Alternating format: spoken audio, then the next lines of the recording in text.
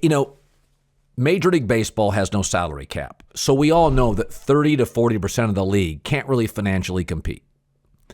In the NBA, it's a glamour league. We know there's about 20, 30, some years 40% that just can't attract the stars. You have to draft your way to greatness. And even then, year 7 or 8, guys like LeBron will bolt your franchise, or sooner if you're Zion. The NFL is great, and we also know in college football that because the more you win, the better you're recruiting. It's a sport built for dynasties. We could very well see Georgia and Alabama end up in the national championship, which would drive most of America outside of the South crazy. But I was thinking as I watched the NFL all Sunday, 19 of 32 teams are still in it. In the AFC, I feel like there's 6 teams I absolutely believe feel like playoff teams. Buffalo, New England, Kansas City, the Chargers, despite the loss, Baltimore, and the Titans. And then I think Denver, Pittsburgh, the Colts, Bengals, and Miami will battle for the final playoff spot. All of those teams have bigger issues. Pittsburgh, Denver, quarterback issues. Bengals, defensive issues. Colts, Carson Wentz is reckless. Miami, not a great running game. Little bit of a ceiling on Tua, but he's playing well. But I think we know 6 playoff teams in the AFC, but I count today 5 battling for the final spot. In the NFC, we have similar clarity. Dallas has won their division. Zona, Rams, Green Bay, Tampa. 5 of the 7. Now, I think it's a smaller pool of teams competing for the final 2 playoff spots. Philadelphia, I mean, when you can win with your backup, I know it's the Jets, but if you can win with your backup in the NFL, that's what Arizona did with Colt McCoy. That's what Philly did with Gardner Minshew. Pretty damn impressive.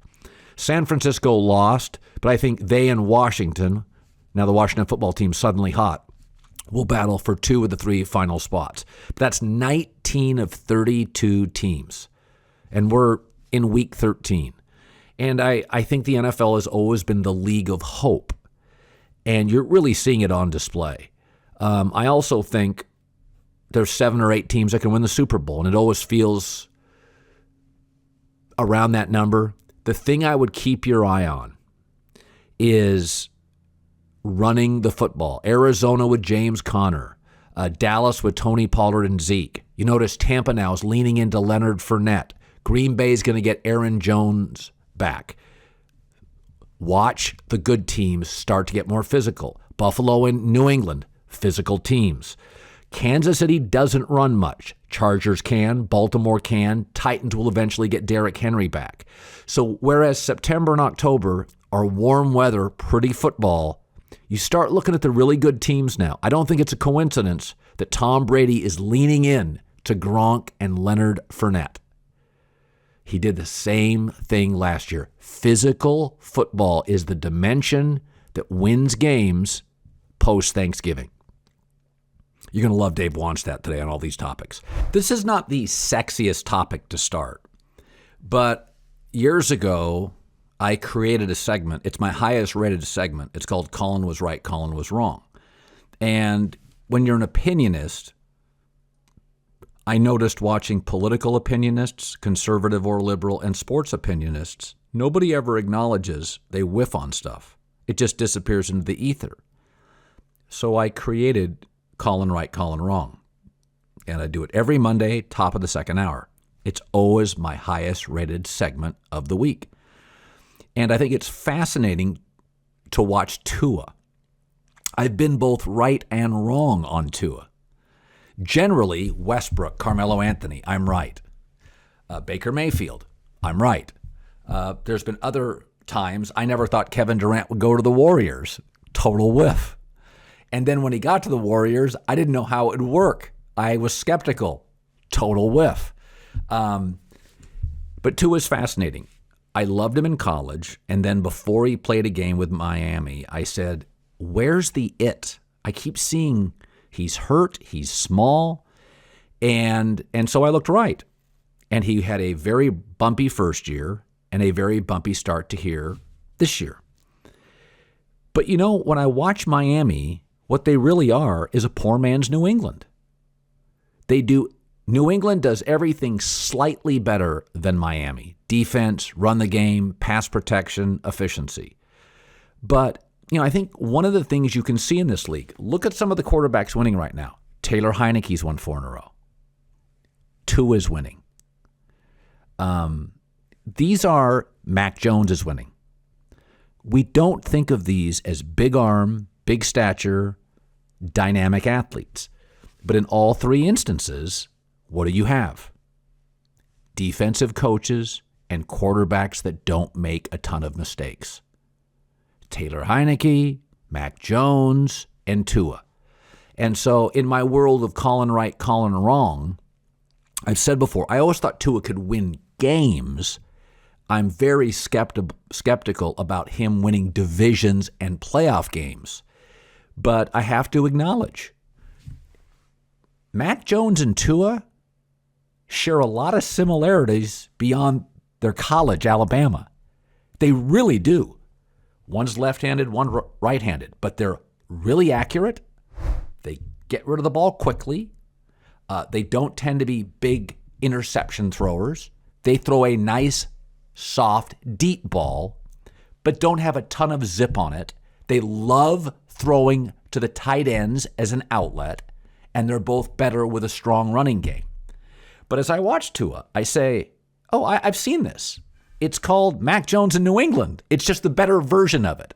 So I have no problem acknowledging that Tua is not only going to finish this year, and I'll ask Dave Wannstedt about it, but considering it's a weak draft, there's certainly an argument to be made. Don't waste your draft on a quarterback. Don't waste your pick on a quarterback. Build the offensive lineup. You went out and got receivers last year. You've spent money on free agency on the defense. Build up your running game and your O-line. Go with Tua this year and next year. And just keep your eye open for available talent. But I don't have a problem being wrong. I think Tua has really become a left-handed Mac Jones. I think that's exactly what he looks like. Folks, it's holiday season, and you're looking for a gift or a stocking stuffer. I've got it. Manscaped has the tools guaranteed to win over people in the stocking stuffer department. So, 20% off everything they have, free shipping. Go to manscaped.com with the code Colin. Their best-selling product is the Performance Package 4.0. Top of every man's wish list.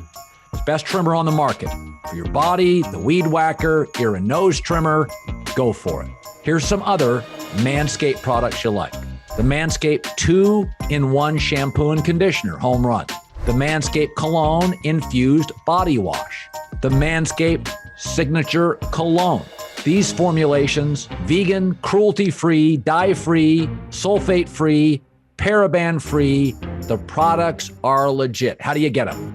Manscaped.com, code Colin. 20% off, free shipping. Manscaped.com, code Colin.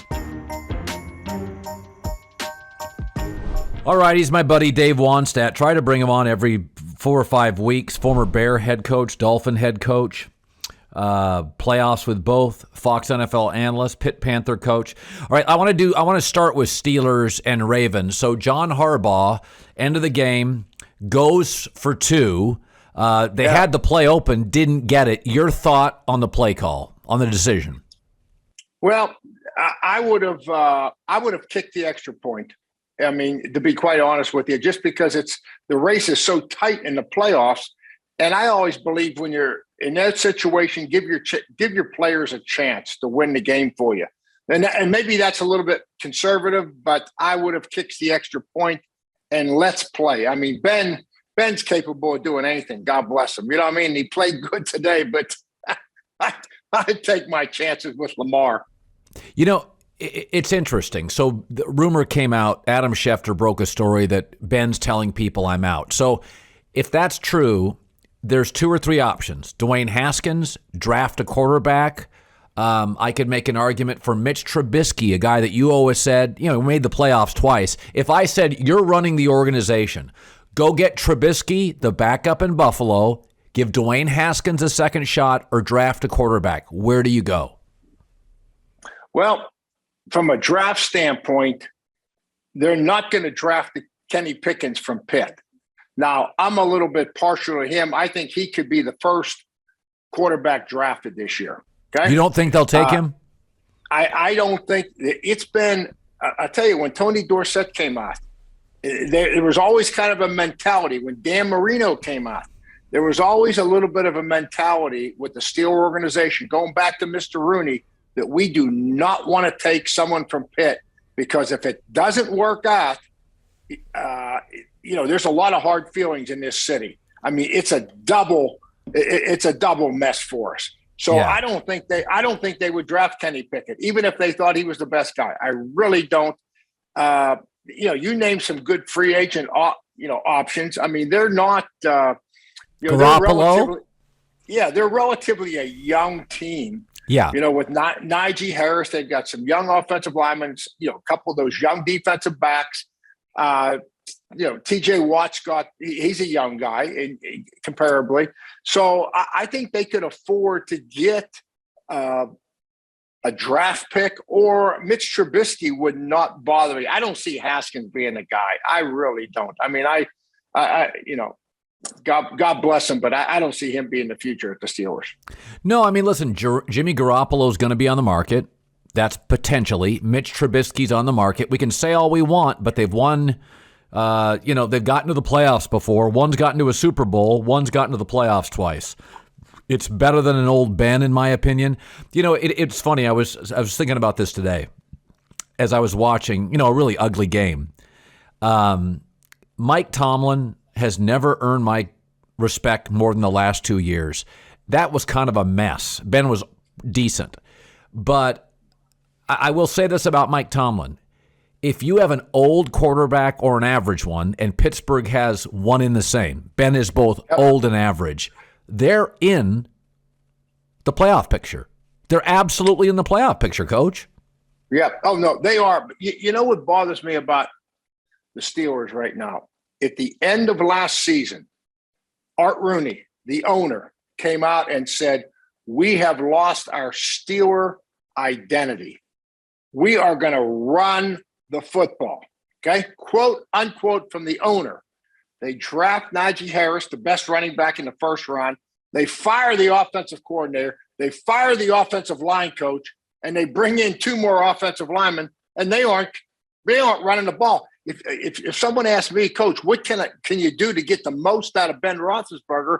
I would say, hey, we got to do what San Francisco does. Look at the teams in the NFL that have turned it in the last 5-6 weeks. The Redskins, totally. I mean, Ron Rivera, Scott Turner, they made a commitment that this is all we can do on offense. They're running it 60-some% more. They're running it more than throwing it.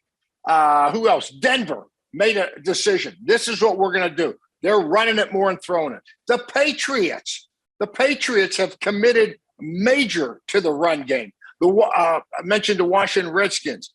So the teams in my mind that have made a turn, the San Francisco 49ers with Jimmy Garoppolo. He's completing 70% of his passes now. Why? All of a sudden they got back to their identity and they're running the ball. Steelers never did that. And that bothered me all along. It really, really did. And it still does. That they would just not take pressure off of Ben. And, it's just not going to work. Okay, I want to ask you about 2 teams you know well, the Dolphins and the Bears. We don't have to spend a lot of time on this. But I said this week, Miami's a poor man's New England. They've got a quarterback who's accurate, gets rid of the ball quickly, very limited athletically, but they play real good defense, and they control the clock, kind of control field position, a poor man's Patriots. Would you stick with Tua next year? It's a bad draft for quarterbacks. Would you stick with Tua? 100% yes. I was so disappointed in them, and I think I said on our last podcast, move on Dolphins from the undefeated season and move on Dolphins from Dan Marino. I mean, that's who they're looking for to walk through that door. It's like USC looking for a football coach, and they're probably never going to be happy. I mean, right now they're in fantasy land, but let's see. So my point is that I'm excited. I'm a Tua fan. run the ball, play defense. And right now, the guy is on fire. I mean, ever since the Deshaun Watson stuff became a non-factor, he catches fire, right? They commit to him. They got no choice. He catches fire, and the defense responds to it. The biggest thing with Tua, he's got to stay healthy, Colin. If he can stay healthy, he can win games for him. There's no question about that. All right, Matt Nagy, would you let him go? You've been respectful of him, but you had questions from the very beginning that he didn't have a lot of game management experience or play calling experience. I would imagine you're probably ready to move on. Well, and I think today was last week in Chicago, and hear what I'm saying. Someone said, "What's going on in Chicago?" And I said, it was the quietest week in Chicago since before the draft. There was no noise. You know what the noise was? Bulls and Blackhawks. That's what the noise was. It wasn't Bears. It was an eerie week last week. It was almost like it was such a mess with Detroit. We barely got by Detroit. Khalil Mack's out. Akeem Hicks is out. Allen Robinson's out. Justin Fields is out. Okay, let's see what happens against the Arizona Cardinals. And we got about what everybody expected here. And it's I think the inevitable is that they're going to have to make a change. I don't think the Bears do it till the end of the year, though. I mean, they're a very traditionalized from a standpoint of this is the way Coach Hallis did it, from stadium to marketing to personnel to budgets. And they've just never fired a coach, and I don't see them doing it till the end of the year. But I think they got to make a change. They got a good young football team. Ryan Pace, people are down on him, but I'm telling you now, think about this. If you're going to start with a team, you got Justin Fields, David Montgomery, Herbert, the other running back. You got Mooney, a young receiver. You've got 4 good young offensive linemen. You've got the tight end, Komet from Notre Dame. I mean, there's some talent there, Colin. There really is. All right. Cowboys used to coach there, won a Super Bowl with Jimmy. I said this the other night. They went on the road. They won by 10. It was ugly. December football's often ugly. My biggest concern is if Dak doesn't have a healthy Amari Cooper, it really affects him. He's just not the same quarterback. And I like Amari Cooper, but if I'm paying my quarterback $40 million, he cannot be tied to a B-plus wide receiver. Like, I understand Kyler Murray, with or without DeAndre Hopkins, is magical. Aaron Rodgers is 10-0 without Devontae Adams. Patrick Mahomes is 4-1 without Tyreek Hill. Dak is an average quarterback without Amari Cooper. That worries me. Now, Cooper's back. He's healthy. COVID's in the rearview mirror. What bothers you about Dallas? Well, I'll tell you, sure, I agree. I'm glad to hear you say that they went on the road against a number 4 defense in the NFL, a desperate Saints team. And the offense struggled. Amari Cooper only played 40-some plays because of coming off of COVID. Zeke's out there limping around. So they get the win. The defense was the one area on the Cowboys football team that had the advantage over the Saints. Right. And they rose up. They forced 4 turnovers. They get 4 takeaways in that game, and that's the difference in the game. Now, here's the elephant in the room, in my opinion. And I've been saying this all year. For some reason, they don't want to – the running game, Kellen Moore, Mike McCarthy, they need to get together. They need to do one of 3 things because they're going to win their division. I believe they're going to win their division, and now they're in the playoffs. But it's going to be a short stay in the playoffs unless they address the running game. And there's 3 things, and I've been thinking about this, that they can do. Number 1, come up with some new plays, okay? Because the minute that they run the same ones, they get stopped. Or get on some blocking schemes. Come up with a way to run what you want to run, and if they blitz into it, we got to block the blitz and still run the play. Or 3, get Tony Pollard more carries and get CD Lamb some carries. I think CD Lamb is as dangerous with the football as he is catching the football. I mean, this guy with the ball in his hand is a star, I think. So I would get Pollard. So look at that and come up with a way to generate and make some adjustments and generate more running game, because That's what's going to get them in the playoffs if they do not change. And nobody wants to talk about it. All right, so we've talked about the Steelers. You're from Pittsburgh. We've talked about the Dolphins, the Bears, and the Cowboys. You have experience with each, coaching them. Here's a team you haven't coached, I don't believe, in any capacity. Monday Night Football, Patriots, Bills. So the weather's going to be ugly. I'll take Buffalo at home. My takeaway is this. Would you rather be at this point, would you rather be the coach of Buffalo where you have a star quarterback, a great deep threat, but virtually no running game, or you check all the boxes with New England, but you have a rookie quarterback and no really true over-the-top component? If I gave you both teams for the Monday Night Football game, which would you prefer and why? I'm taking Buffalo. Okay, and the first in September, Buffalo was the flavor of the month. They were the one that everybody was talking about, right? Well, the last 5-6 weeks since New England's been on this run, they've been the flavor of the NFL. It's everything they're doing is right. Okay. But if you look, okay, if our listeners, you take a good look at, New England's second in the NFL with takeaways on defense. Guess who they're tied with? Buffalo. Look at the rushing statistics. Buffalo is like number 11 in the league in rushing. Last year, they were 22nd. They're running the ball better. All the categories. New England's 1 in defense, Buffalo's 2 in defense. So, I mean, the numbers are so close. And I've always believed this. In big games, your stars need to play big. Yeah. And Josh Allen, in my mind, right now is a star. And I believe he's going to play big at home in Buffalo. And he can make plays with his legs that Mac Jones can't do. He can make plays, extending pass plays that Mac Jones can't do. So I look at this thing and I say, you know what? I'm going to trust him, and I'm going to say, you're going to play good, you're going to be a star, and you're going to win the game. Yeah, it's funny. There's 19 of 32 teams are still, I mean, forget mathematically, feel like they have a chance to be a playoff team, or at least fight for a wild card spot. Now, some of them, Washington's a little ugly, but they're hot. Miami can be ugly, but they're hot. Pittsburgh's hot and cold, but they have a chance. But when I look at all these teams right now, and I really believe this, Dave, on their best day, if you got everybody's best punch, Arizona and Buffalo are the 2 best teams I've seen. Now, I think Green Bay has never been healthy. So we've never gotten their best punch. So I do think Green Bay right now, I would rank them number 1. But if you're telling me I got Green Bay, Buffalo, and Arizona's best day, I think there's an argument to be made that I watched Arizona again. Arizona and Buffalo were the 2 best teams in this league. Your thoughts? Yeah, I would. I would make that case. I could support that.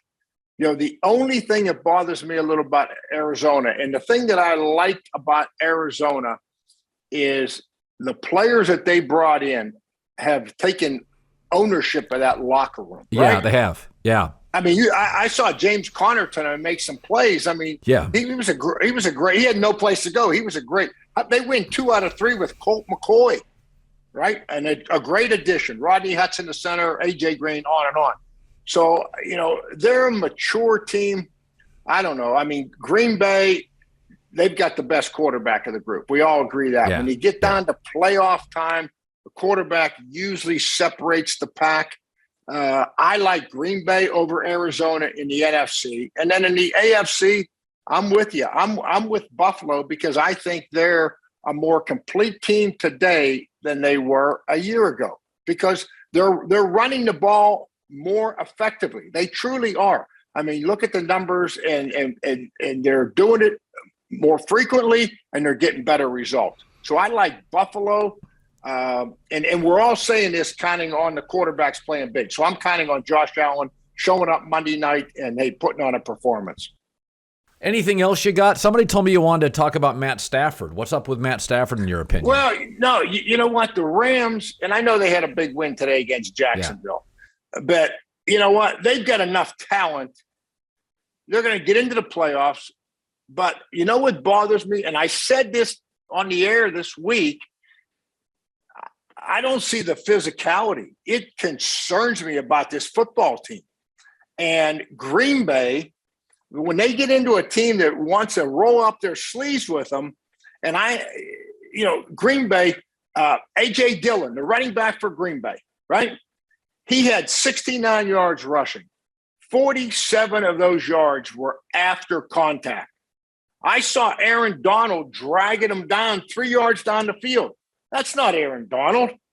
And I go back to this, that, when they made their run, when the Rams made their run off, they were run, play pass, play defense. And when you're in that situation, and I've had most of my teams have been that way, it was, if we give up 3 scores, we're going to lose the game because we're not going to score a lot of points. So we got to be, how the Rams start off this year. The first 6 or 7 games, they're scoring 30-some points a game. And they're spreading everybody out. The running game is not a factor. And it just bothers me and it concerns me that here we are, week 13, and, that they might be a little bit – the physicality that we saw them get hammered by the Rams. By the 49ers, beat up physically. We saw them get beat up, in my opinion, against the Packers. And I'm concerned that, this whole philosophy thing is now rubbing over on the defense, and it could catch him at the end. I hope not, because I think Sean McVay and them do a great job, but the mentality has changed because of Matthew Stafford. It's the Matthew Stafford show. Spread them out and let's throw it and roll. And I just think that's has a chance to catch up with you when you get into the playoffs against the Green Bay Packers and the 49ers and teams like that. Well, when you give up draft picks and you're paying a quarterback or a wide receiver a lot of money, you feel you have to validate the purchase. And I think they've gone from a run-first team, a 60-40 run, to a 65-35 pass. I think they're trying to validate OBJ, validate Matt Stafford.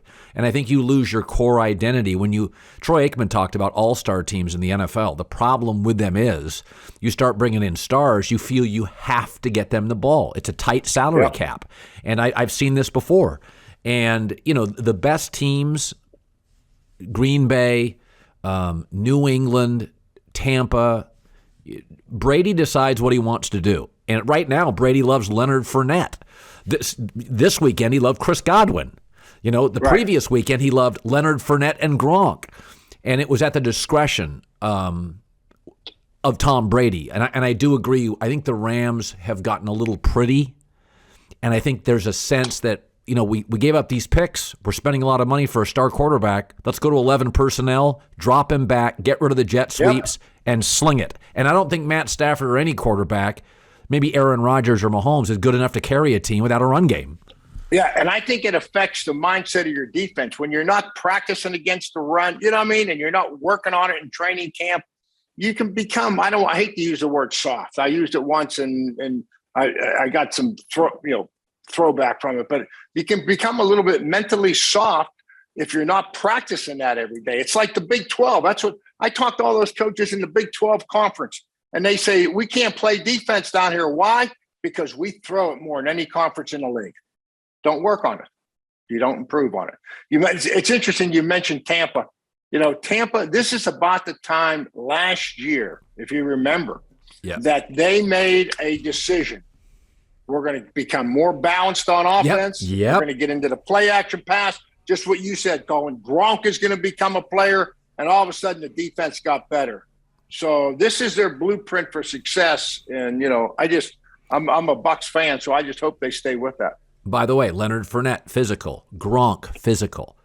Last year at the end of the year. This year at the end of the year. They go to their more physical players. All right, Coach, it's great talking to you as usual. We'll talk soon. And I'm having a Diet Coke tonight. I have to have clear vision as I talk football all week. Good seeing you. Okay, come and see us in Chicago. All right.